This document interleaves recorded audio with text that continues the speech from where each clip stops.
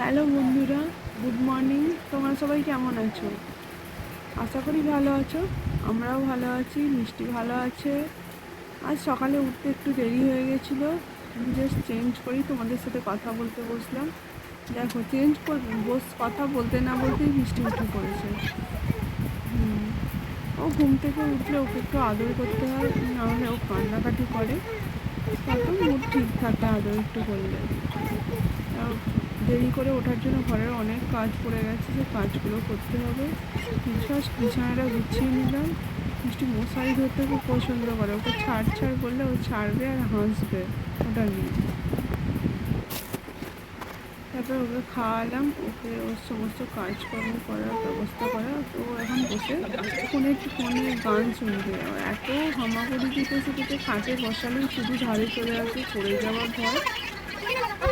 শুধু হামাগুড়ি দিয়ে এদিক ওদিক চলে আসে, কোনো কাজটা করতে দেবে না। খাটে বসে থাকলেই হলো, হামাগুড়ি দিতে ধারে চলে আসে, পড়েও তো যেতে পারে। এই দেখো না কি করছে, ও এখন একটু ঘুম পেয়েছে, যার জন্য এদিক ওদিক খাটে পড়ে যাচ্ছে। ওকে ফার্স্ট ঘুমটা পাড়াবো, ঘুমটা পাড়িয়ে এই বাদ বাকি কাজটা করবো। ওর জন্য খাবার করে রেখেছিলাম, ওকে আমি খাইয়ে দিয়েছি।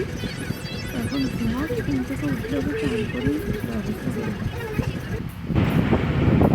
ঘুম থেকে উঠে পড়েছে, একটু দুধ খাচ্ছে।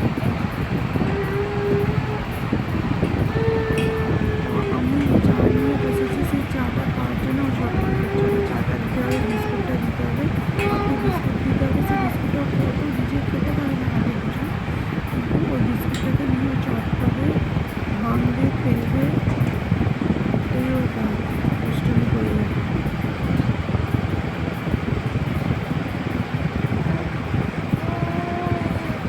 কাল দাদা বৌদির সাথে এসেছিলাম, তাদের ফিরতে অনেক লেট হয়ে গেছিলো, তার জন্য তারা আমার বাড়িতে আসতে পারেনি।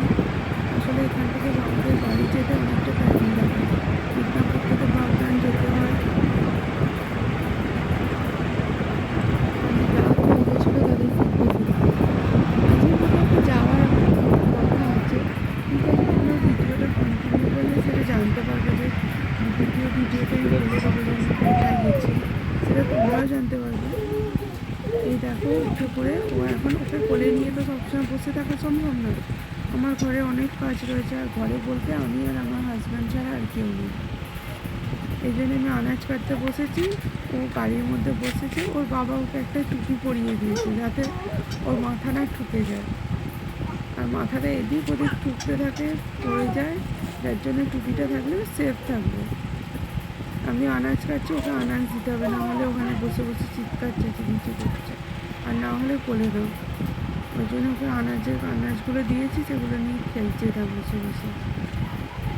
আমার নতুন বাড়ি, যার জন্য এখনো পর্যন্ত সবটা কমপ্লিট হয়ে উঠতে পারে।